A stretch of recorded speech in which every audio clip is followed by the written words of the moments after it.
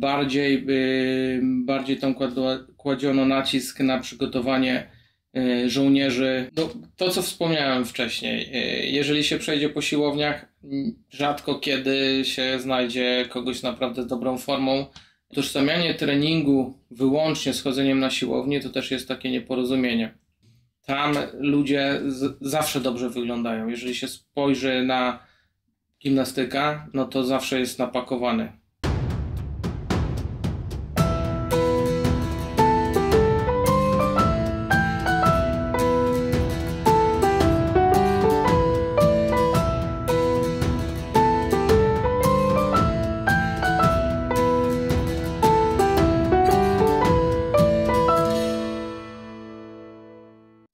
Dzień dobry, nazywam się Jacek Osman, witam Państwa na kanale Męskie Rozmowy.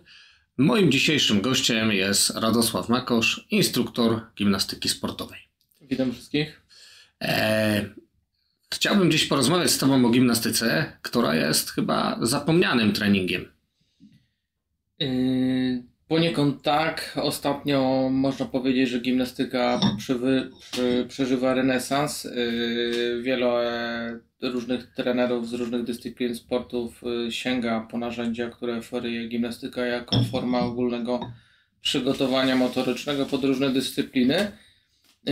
Ma też zastosowanie takie klasyczne, czyli zapobieganie wad postawy i tak dalej, i tak dalej.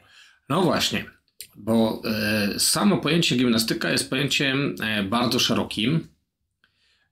Wielu się kojarzy w ogóle z wszelką aktywnością fizyczną.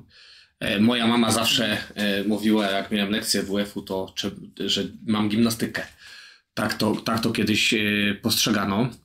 I chyba kiedyś też tak było, że sam ten sport był bardzo szeroki. Dokładnie.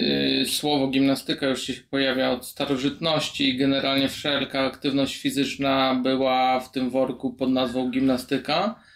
Ta gimnastyka w ujęciu współczesnym zaczęła powstawać w XVIII wieku w Niemczech. W Niemczech był taki pedagog niemiecki Guzmus i on właśnie... No, rozpropagował jakieś tak. Jan Guzmus, niemiecki pedagog, filantrop i on zauważył potrzebę dorzucenia do wychowania fizycznego do szkół. I oczywiście nazywał to wszystko gimnastyką. I jego kontynuatorem i uczniem był Ludwig Friedrich Jahn i on tak jakby jest uważany za ojca współczesnej gimnastyki sportowej. Podzielił gimnastykę na gimnastykę z przyrządami i na bez przyrządów i pobudowano tak zwane turnplace, czyli takie, powiedzmy to, tory przeszkód bardziej wojskowe niż sale gimnastyczne. I mniej więcej równocześnie w Szwecji powstała gimnastyka szwedzka, prozdrowotna bardziej prozdrowotna. Peter Link i jego syn stworzyli tak jakby projekt sali gimnastycznej, która obowiązuje do dzisiaj. Drabinki gimnastyczne między innymi są zasługą właśnie gimnastyki szwedzkiej. I ona właśnie bardziej przygotowywała, była prozdrowotna, natomiast ta niemiecka bardziej tam kładziono nacisk na przygotowanie żołnierzy i ogólnej sprawności żołnierskiej. No tak, bo Ludwig Jahn był żołnierzem. Poza tym, że był pedagogiem, był żołnierzem, zresztą o dosyć ekstremalnych poglądach. Chyba nawet siedział w więzieniu za te poglądy. Tak. Wtrącili go do twierdzy, że był po prostu nacjonalistą i tam bardzo przeżył porażki Prusów w dobie wojen napoleońskich i po prostu pod wpływem tego stwierdził, że potrzeba tak jakby stworzenia systemu, który sprawi, że żołnierz będzie sprawniejszy, wytrzymalszy, szybszy i tak dalej, i tak dalej. Jeszcze tam dochodziły w jego tym systemie aspekty społeczne, mianowicie konsolidacja grupy, braterstwo i tego typu cechy. I rozumiem, że to też cały czas jest wykorzystywane, bo dla mnie takim zaskoczeniem, jak prowadzicie treningi z dziećmi, jest to, że na przykład uczycie dzieci skupiania się, są te zabawy porządkowo dyscyplinujące, żeby dziecko nauczyło się skupienia na określonym zadaniu. Są również gry i zabawy takie, które uczą właśnie współpracy w grupie, czyli naprawdę patrzymy tutaj bardzo szeroko na ten rozwój człowieka. Tak, to zdecydowanie nie można też tak powiedzieć, że ogólnie ćwiczenia fizyczne wpływają wyłącznie na ciało fizyczne. Już starożytni Grecy zauważyli taką zależność, że żeby rozwijać się mentalnie, intelektualnie, potrzeba żyznej gleby i oni tą żyzną glebą określali jako ciało.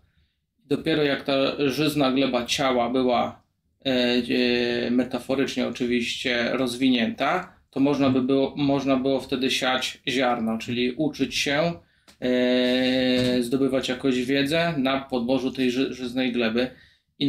Inaczej tego sobie nie wyobrażano i starożytni właśnie Grecy, olimpijczycy to byli nie sportowcy w znaczeniu dzisiejszym, tylko to byli po prostu topka naukowców ówczesnych, czyli filozofowie i tak dalej, myśliciele. I oni mieli tylko prawo wystartowania w Igrzyskach Olimpijskich, czyli zdobywali wiedzę empirycznie, nauki ścisłe, matematyka, astronomia i tak dalej, oraz doskonalili się fizycznie, zapasy, gimnastyka, jeździectwo i tak dalej. No, byłoby to bardzo ciekawe zobaczyć to w dzisiejszych czasach, nie? Na przykład profesora Bralczyka na olimpiadzie. Chętnie bym obejrzał. No. Radku, wspomniałeś o tym, że powstało to jako system szkolenia żołnierzy. Co taka gimnastyka obejmowała kiedyś? Wyglądało generalnie to w taki sposób, że ten żołnierz musiał być sprawny i znosić znój pola walki i ogólnie znój żołnierski. Czyli sprawność ogólna i wytrzymałość. I wytrzymałość, dokładnie. I teraz kształtowano to właśnie na wszelkich torach przeszkód. Między innymi pierwsze przyrządy, gimnastyczne, które do tej pory się zachowały, to między innymi belki, równoważnie, kładki i tak dalej, po których żołnierze przechodzili, żeby łapać równowagę. Z ciekawych rzeczy też wyglądało to tak, że ćwiczono woltyżerkę. Dlatego koń z łękami. Dlatego teraz jest koń z łękami. Drążki, liny, drabiny i tak dalej. Dużo trapezy cyrkowe też ówcześnie były w użyciu. Bardzo ciekawe. Mam wrażenie, że ostatnio następuje renesans. Bardzo popularna staje się kalistenika, bardzo popularny staje się street workout i to jest właśnie chyba powrót właśnie do tych starych form gimnastyki ćwiczonych na powietrzu. Tak. Swojego czasu, jak dużo jeździłem po wschodzie, to na przykład byłem zachwycony już tam prawie 30 lat temu, no może 20 kilka, jak to wyglądało na Ukrainie ówczesnej. Taki placyk do street workoutu i widziałem ludzi, z których niektórzy mieli po prawie 60 lat, co tam wtedy wyprawiali, wtedy był to dla mnie szok. Jak zapytałem, co to jest, to koledzy Ukraińcy mówili mi uliczna gimnastyka. Tam nikt tego nie nazywał street workoutem. Tam te place pamiętały jeszcze Sowiecki Sojusz na pewno. Zdecydowanie. Powiedz mi, czy te współczesne formy, które widzisz, kalistenika, street workout, one są podobne do gimnastyki? Można powiedzieć, że to jest taki wycinek, fragment gimnastyki sportowej, czyli bierzemy, załóżmy, drążek i robimy drążek. I to też oczywiście na street workoutie, gdzieś tam na placu, na dworze ciężko zrobić jakieś kołowroty, chociaż zdarzają się takie przypadki. Natomiast jest to niebezpieczne, ale wybiera się takie rzeczy, które można by było zrobić w domowych warunkach, jakieś pompki na poręczach, jakieś podciągania, stania na rękach i tak dalej. Wiadomo, czynnikiem limitującym zazwyczaj jest sprzęt, infrastruktura. Ale w związku z tym, co powiedziałeś, że wybieramy sobie pewne elementy, to te dwie formy typu street workout i kalistenika, one są głównie nastawione jednak na budowę siły i przy okazji sylwetki tej atletycznej. Natomiast normalnie w gimnastyce sportowej drążek raczej nie jest przyrządem siłowym, takim są kółka. Tak. Więc te ćwiczenia też są dużo bardziej okrojone i troszeczkę pozmieniane. Upraszcza się to po prostu wszystko. Jednym słowem właśnie wynika to z braku infrastruktury, bo jeżeli ktoś ma dostęp do drążka, no to tylko się podciąga na tym drążku. Finalnie służy to drążek do tego, że to są ćwiczenia dynamiczne, ćwiczenia zamachowe. Też taki przykład z AWF-u. Wchodziliśmy ze znajomym na kołowroty olbrzymie na drążek i reszta ćwiczących przyglądała się na nas jak na dziwaków, że można coś takiego tam robić na drążku, a nie podciągania, a nie jakieś muscle-upy czy coś takiego. Jeżeli rozwijamy tylko jedną zdolność motoryczną, czyli idziemy w kierunku siły, bardziej nawet chyba wytrzymałości siłowej, robionej na tym drążku i nie myślimy o innych zdolnościach, no to też się troszeczkę upośledzamy i chyba o tym też warto powiedzieć. Ogólnie koncepcja gimnastyki wygląda w taki sposób, że mamy rozwijać harmonijnie całe ciało całego człowieka. Mamy rozwijać wszystkie cechy motoryczne, siła, szybkość, gibkość, wytrzymałość, skoczność i tak dalej. Koordynacja ruchowa też jest bardzo, bardzo rozwijana w tym wszystkim i z tego względu jest też wiele tych przyrządów. W gimnastyce sportowej mężczyzn jest 6 przyrządów, w gimnastyce sportowej kobiet jest 4 przyrządy. I na wszystkich tych przyrządach dominuje dana cecha motoryczna. Tak jak wspomniałeś, na kółkach bardziej są to ćwiczenia siłowe, siła statyczna. Na drążku są to bardziej ćwiczenia dynamiczne. Skok to jest i szybkość, i odbicie, i akrobatyka. Plansza ćwiczeń wolnych jest to akrobatyka. Koń z bękami, ćwiczenia w podporze to są też ćwiczenia wytrzymałościowe i statyczne poniekąd. I chyba koordynacja też jest. Koordynacja ruchowa. Znaczy ogólnie ciężko też we wszystkich na tych przyrządach występuje. Można powiedzieć, że koordynacja ruchowa jest tym takim spoiwem tych wszystkich przyrządów, bo złożoność koordynacyjna elementów jest dosyć wysoka. Najtrudniejsze są właśnie przejścia pomiędzy jednym elementem do drugiego elementu czy połączenia. Czyli mamy wszechstronność. W dzisiejszych czasach, gdzie wszyscy próbują wszystko uprościć, to raczej ludzie nastawiają się tak. Przede wszystkim muszę jakoś wyglądać w lato, więc robi się ten zestaw plażowy, tak? Mężczyźni, plata, biceps. Kobiety trochę próbują zrzucić, więc troszeczkę inny trening, jakieś cardio. Natomiast panowie główny trening siłowy. On jest doskonałym typem treningu, to też trzeba sobie jasno powiedzieć. Też ma duże znaczenia prozdrowotne, trening siłowy. Na pewno nie chcemy go tu jakoś krytykować, ale z nim się wiążą pewne również minusy, jeśli jest to ćwiczone niezgodnie z zasadami.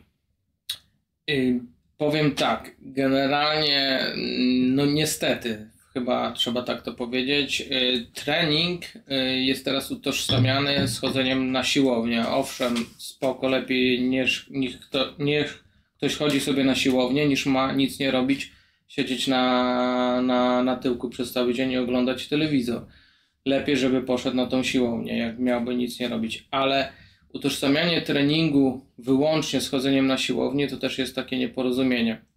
Z tego względu właśnie, że ten trening na siłowni to jest takie połączenie bardziej kulturystyczne, to jest takie właśnie podejście bardzo kulturystyczne, czyli robię wyłącznie sylwetkę. Natomiast my mówimy o gimnastyce, gdzie sylwetka w ogóle nie jest istotą tego treningu. Ona jest efektem ubocznym. Ona jest efektem ubocznym. Istotą treningu są elementy. Są układy i elementy. I ta sprawność chyba ogólna. Tak. To wynika z tego wszystkiego. Sprawność ogólna z tego wszystkiego wynika. Natomiast chodzi o to, żeby zrobić dany układ. Wchodzę na planszę ćwiczeń wolnych, wchodzę na drążek, mam wystartować na zawodach i muszę się pokazać z jak najlepszej strony, zrobić jak najtrudniejszy układ, zajmuje dane miejsce w związku z tym. Ale wiesz co, mam wrażenie, że to się też tak wypaczyło, bo Eugene Sandow, czyli twórca kulturystyki, był również atletą, również występował w cyrkach, walczył na macie. Podobno walczył nawet z tygrysem. Wiadomo, że ten tygrys był w kagańcu z jakimiś tam ochraniaczami na łapy, ale to były bardzo modne ówcześnie rozrywki, tak? Z niedźwiedziami walczyli ci atleci, z tygrysami i tak dalej. Reasumując, poza tym, że był to pierwszy człowiek, który zwrócił uwagę na tą atletyczną sylwetkę i to się starał rozwijać, to on był wszechstronnym sportowcem, wszechstronnym atletą. I jeszcze do niedawna ta polska szkoła kulturystyki z redaktorem Zakrzewskim, który to promował, też polegała na tym, że ci ludzie musieli zaliczać testy sprawnościowe. Skok w dal, skok dosiężny i tak dalej, musieli się rozciągać. Dziś się o tym zapomina, nastawiamy się tylko na to, że idę i robię nawet najczęściej nie siłę, tylko sylwetkę. No niestety tak to często wygląda. Niestety właśnie to jest po prostu minus tego. Powiem inaczej, po prostu jeżeli się skupiamy na tej sylwetce wyłącznie, to tak jak gada się standardowo z ludźmi, no to większość ktoś tam ćwiczy bica i tak dalej, klatę, przejść się po różnych siłowniach, no to ludzi z dobrą formą ciężko niekiedy znaleźć. Natomiast jeżeli się pójdzie na salę gimnastyczną, tam nikt nie ćwiczy, żeby dobrze wyglądać. Tam ludzie zawsze dobrze wyglądają. Jeżeli się spojrzy na gimnastyka, no to zawsze jest napakowany. Zawsze ma dobrą sylwetkę. Już nie mówię o tych specjalizacjach kółkarzy, gdzie oni są po prostu muskularni. Na przykład, tak więc sylwetki są naprawdę imponujące. Wiadomo, to wynika też ze specyfiki treningu, z objętości, intensywności i tak dalej. Natomiast jeżeli popatrzymy też na inne dyscypliny sportowe, chociażby na lekkoatletów, no to też ich sylwetki w zależności od dyscypliny. Weźmy sprinterów, też mają niesamowite sylwetki. Weźmy sztangistów, też mają niesamowite sylwetki. I są sprawnymi ludźmi. I są sztangiści. Dokładnie. Tak więc no i ich cel treningowy to nie jest wcale sylwetka. Tak. I tu właśnie myślę, że warto ten temat troszeczkę podrążyć. Zanim dojdziemy do tej sylwetki gimnastycznej, dlaczego ci gimnastycy tak dobrze wyglądają, to jeszcze chciałem z Tobą poruszyć taki temat pułapki, w którą wpadamy. Bo w dzisiejszych czasach mam wrażenie, że ludzie w wieku średnim bardzo często łapią się na tym, że przestają być sprawni. W związku z tym chcą z tym coś zrobić, więc idą na siłownię. No i teraz tak, idę na siłownię, czy jeżeli to ma dać efekt, to muszę zrobić ciężki trening. Jak robię ciężki trening, no to przecież muszę zjeść, żeby móc dźwigać te ciężary, tak? No a jeszcze jak kolega z siłowni mi powie najpierw masa, potem rzeźba, no to sobie na tym talerzu nie oszczędzam. No i efekt jest taki, że faktycznie robię masę niekoniecznie mięśniową. No, to, co wspomniałem wcześniej, jeżeli się przejdzie po siłowniach, rzadko kiedy się znajdzie kogoś naprawdę z dobrą formą. To jest też przeszacowywanie często tej podaży kalorycznej. To jest pierwsza kwestia, a druga kwestia przeszacowanie zapotrzebowania energetycznego. Sam taki trening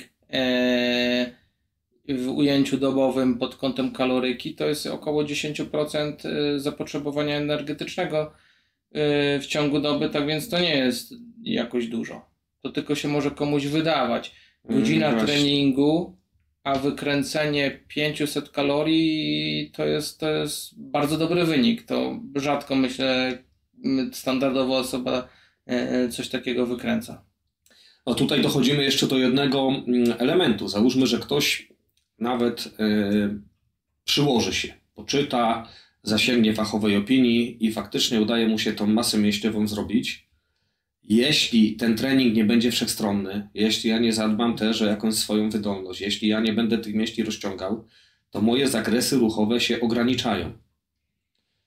Zgodzisz się z tym? Pełna zgoda, jasne. No i teraz, jeżeli mamy kogoś, kto ma 40 lat, brzuszek przeszkadza mi zawiązać buty, mam z tym problem, to tak naprawdę moim priorytetem nie powinno być teraz zrobienie wielkiej klaty, tylko zrzucenie tego brzucha i poprawienie moich zakresów ruchów, uelastycznienie tych mięśni, żebym bez problemu tego buta mógł zawiązać. I chyba mało kto ten problem rozumie. W gimnastyce ogólnie, może od tej strony zacznę, że w gimnastyce sportowej często się zaczyna, jak pracuje się z młodymi adeptami, zaczyna się od kształtowania gibkości, ponieważ jak gibkość kuleje i nie będzie na początkowym etapie wykształtowana odpowiednio, to po pewnym czasie pojawi się ściana nie do przeskoczenia ani w formie siłowej. Czyli komuś brakuje mobilności, czy to w mostku, czy nie ma szpagatów, to w pewnym momencie nie zrobi danego elementu, ponieważ brakuje mu gibkości. Nie ma odpowiednich zakresów ruchu, żeby zrobić dany element i nie da się tego w żaden sposób przeskoczyć. Mhm. Wróćmy teraz na chwilę do tej sylwetki. Tu wspomniałeś, że gimnastycy zawsze dobrze wyglądają. Ja nie ukrywam, że od dziecka fascynowały mnie sylwetki właśnie gimnastyków. Nie tyle podobali mi się kulturyści, co właśnie ci gimnastycy, gdzie uważałem, że idealna jest to męska, idealna sylwetka, a do tego jeszcze to, co ci ludzie potrafią robić na tych przyrządach. Czy możesz powiedzieć, skąd to się bierze? Duża objętość treningowa to jest na pewno jeden czynnik. Powiedzmy sobie po prostu, gimnastycy dużo trenują. 2 jednostki dziennie treningowe po 2-3 godziny to jest takie... Przy wyczynowym sporcie. Przy wyczynowym sporcie to jest takie minimum. No i zmienność pracy mięśniowej. To jest chyba taki drugi aspekt, gdzie rodzaj skurczów występuje w zasadzie wszystkie i mamy fazy koncentryczne, ekscentryczne, mamy fazę austoniczną, tak, i ćwiczenia izometryczne. Tak więc jeżeli ktoś robi wielobój, czyli 6 przyrządów u mężczyzn, 4 u kobiet, no to ta praca mięśniowa zawsze gdzieś tam będzie zmienna. Z objętości treningowej na pewno wynika też to, że ciężko tam wrzucić za dużo tych kalorii, nawet jeżeli ktoś nie trzyma tej diety. Ale jest też chyba taka myśl podświadomości, że jeżeli nawet ja tego nie robię wyczynowo, robię to sobie hobbystycznie, to nie mogę tego jedzenia za dużo wrzucić, bo ja to ciało moje będę musiał za chwilę dźwignąć na tych przyrządach. Tak, no to wynika właśnie z celu treningowego. Chodzi o to, żeby zrobić jak największą siłę przy jak najmniejszej wadze. Nie mogę sobie pozwolić, że będę ważył nie wiadomo ile, bo po prostu tego nie podniosę. Muszę ważyć relatywnie mało i być jak najbardziej silnym. Czyli wchodzę sobie na kółka i robię ćwiczenia siłowe. Im jestem lżejszy, tym mam mniej do dźwigania. Jak ja zaczynałem swoją przygodę z gimnastyką, bo nie będzie chyba tajemnicą, że też jestem instruktorem gimnastyki, dla mnie było takie szokujące, już niby jako doświadczonego, dla doświadczonego niby sportowca, że gimnastycy zawsze świetnie wyglądają. Czyli nie jest to tak jak w kulturystyce, że mamy okres przedstartowy, gdzie ja robię tą masę, później dynamicznie robię rzeźbę, odwadniam się i tak dalej po to, żeby przez 2 tygodnie wyglądać dobrze, czyli mieć tą doskonałą rzeźbę i później znowu tą formę tracę. Gimnastycy zawsze byli mega wyrzeźbieni. Tu chyba bardzo duży wpływ jest właśnie ćwiczeń izometrycznych, które zagęszczają nam tą muskulaturę. To też, to fakt, ale to i charakterystyka treningu. Przecież tam mamy i te ćwiczenia dynamiczne, ćwiczenia mocy, ćwiczenia właśnie statyczne, ćwiczenia właśnie i skocznościowe, i występuje też sprint, elementy sprintu i gibkość. To wszystko gdzieś tam sumując wpływa na jakość tych mięśni. Te sylwetki zazwyczaj są docięte, no i u mężczyzn i muskularne. I to summa summarum na to się wszystko składa. Myślę, że to też wynika z tego, że ta wszechstronność przekłada się na jakość tych sylwetek. Mhm.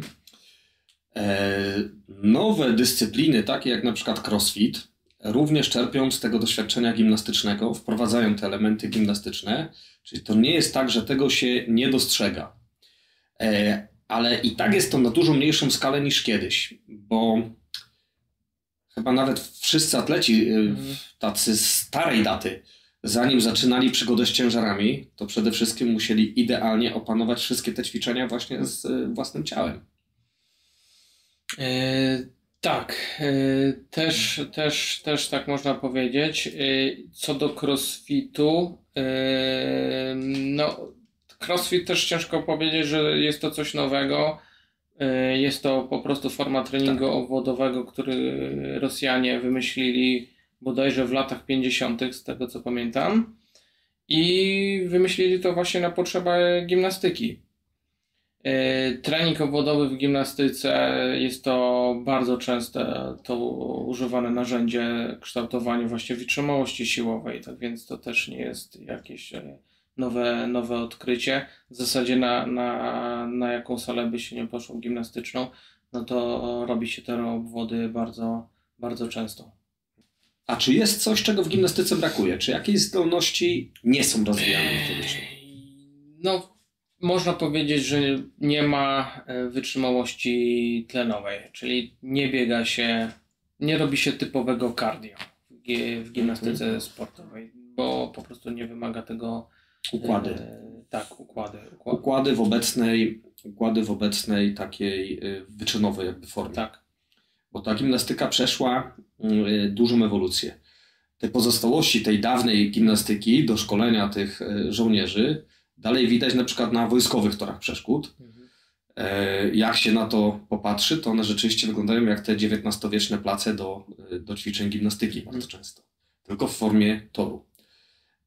Natomiast gimnastyka wyczynowa jest bardzo zjawiskowa, bardzo widowiskowa, ale chyba też robi troszeczkę takiej złej roboty, bo wiele dorosłych osób, jak im się zaproponuje trening gimnastyczny, to patrzą przez ten pryzmat i mówią, nie nadaje się, połamałbym się, zabiłbym się. Prawda to czy mit? To jest kontuzyjny sport? Nie jest to kontuzyjny sport. Kontuzje w gimnastyce to jest bardzo rzadka sprawa.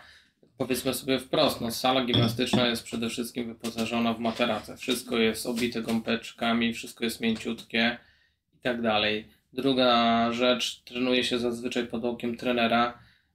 Jest jeszcze ten element asekuracji. No i najważniejsza rzecz, metodyka. Nikt nikomu nie będzie kazał skakać salta, jeżeli ta osoba nie jest przygotowana. Zaczynamy od ćwiczeń najprostszych. Zaczynamy naukę przewrotami w przód, nauki odbicia. Wzmacniamy ogólnorozwojowo całe ciało. Zaczynamy wzmacniać nogi, mięśnie posturalne, czyli tak zwany core. I dopiero jeżeli ta baza jest opanowana, ogólnorozwojowa, wchodzimy sobie w bardziej specjalistyczne rzeczy. Zaczynamy się uczyć elementów. Tak więc nikt nieprzygotowany nie powinien skakać salta, tak bym to powiedział. Zresztą co widać na popularnych parkach trampolin, gdzie przychodzą osoby kompletnie nieprzygotowane, zaczynają skakać do dołu z gąbkami i słyszy się historię, ktoś wyszedł na 30 sekund i nigdy więcej już nie pójdzie, bo tak go plecy bolały, w najlepszym przypadku, bo tam często się pojawiają różne złamania, a na sali gimnastycznej kontuzyjność wynosi od 1,8 do 1,9 kontuzji na 1000 godzin treningu, gdzie dla porównania w bieganiu na 1000 godzin treningu występuje 12 kontuzji. Piłka nożna? Piłka nożna od 30 do 70 kontuzji na 1000 godzin treningu, tylko tutaj trzeba też uściślić, że w piłce nożnej mamy jeszcze ten element przeciwnika, gdzie w gimnastyce tego nie ma, no tak więc to bym bardziej zestawił z bieganiem. Teraz nie ma, bo ta stara gimnastyka XVIII-wieczna, o której mówiłeś, ona również zawierała elementy walki wręcz, musztry, Tak. a nawet tańca, więc to jest sport, który bardzo mocno ewoluował. Tak. No mężczyźni między innymi ćwiczyli na tych belkach, kobiety tak Na samo. kółkach. Kobiety na kółkach, no i później po jakimś czasie trenerzy się zorientowali, że kobiety bardziej nadają się na belkę ze względu na ukształtowanie, natomiast mężczyźni już niekoniecznie mają te predyspozycje do ćwiczeń równoważnych, natomiast mają bardziej predyspozycje do ćwiczeń siłowych i bardziej postawiono w kierunku kółek. Właśnie, a propos kółek, bo to taki chyba trochę game changer. George St. Pierre, legenda UFC, zaczęła ćwiczyć na tym przyrządzie, później przerzucił się w ogóle na trening gimnastyczny. Stwierdził, że gdyby wcześniej poznał taki sport jak gimnastyka, byłby zdecydowanie lepszym fighterem. I wiele osób przerzuca się świadomie jakby z ciężarów na kółka gimnastyczne. Czym one się charakteryzują, że są tak dobrym przyrządem? Przewaga, mógłbym powiedzieć, taka na kółkach gimnastycznych jest, że cały czas oprócz treningu ramion, siły, cały czas stymulujemy core. Mięśnie posturalne muszą być na tyle rozwinięte, żeby po prostu utrzymać się na kółkach gimnastycznych. I to jest bardzo, bardzo taki, bym powiedział, game changer. Do tego wychodzi jeszcze taki element niespotykany chyba w innych dyscyplinach, jak siła prostych ramion. Zazwyczaj ćwiczy się w innych dyscyplinach, ugina się stawy łokciowe, natomiast w gimnastyce sportowej na kółkach zazwyczaj ten staw ma być wyprostowany, ponieważ ugięcie stawu jest traktowane jako błąd i ta siła prostych ramion, no mówiąc kolokwialnie, nadaje dużej siły ogólnej. Przekłada się to niesamowicie, zwłaszcza na kształty bicepsy. Też ta siła prostych ramion, ona w dużej mierze wynikała z bezpieczeństwa, bo jeżeli lekko ugniemy te ramiona przy robieniu takich elementów jak na przykład rozpięcie i w pewnym momencie braknie nam siły i wyprostujemy je gwałtownie, może dojść do kontuzji. Więc tutaj to podejście było zupełnie inne niż przy ćwiczeniach siłowych, gdzie ćwiczymy z ciężarem zewnętrznym, więc nie prostujemy ręki do końca po to, żeby nie uszkodzić stawu, a w gimnastyce odwrotnie. Prostujemy, żeby ten staw był w pozycji fizjologicznej i żeby go przyzwyczaić do obciążeń. To też oraz można po prostu spaść z przyrządu, chociażby na poręczach. Ugięcie łokcia przy zamachach dostania na rękach grozi po prostu spadnięciem z przyrządu. Duża siła odśrodkowa i jest i tyle. I to może być relatywnie coś kontuzyjnego. Dlatego tego się unika i wzmacnia się proste ramiona. Siła prostych ramion. Wchodząc na te kółka gimnastyczne do podporu, czyli takiego elementu, gdzie górna część naszego ciała się znajduje nad kółkami, tam mamy też bardzo dużą niestabilność i to dla kogoś, kto pierwszy raz wykonuje takie ćwiczenie, jest z reguły zjawiskiem szokującym. Wydaje się proste, nie jest proste powalczyć z utrzymaniem samego ciężaru ciała. Nie mówiąc już o wykonywaniu jakiegokolwiek ćwiczenia, ale samo utrzymanie już jest ekstremalne. Ale to też powoduje zupełnie inne bodźce i zupełnie inną pracę mięśniową. Dokładnie. Tak jak wspomniałeś, też widziałem kilka przypadków, gdzie pokazywałem podpór przodem na kółkach gimnastycznych. Spoko, fajne, łatwe ćwiczenie wygląda.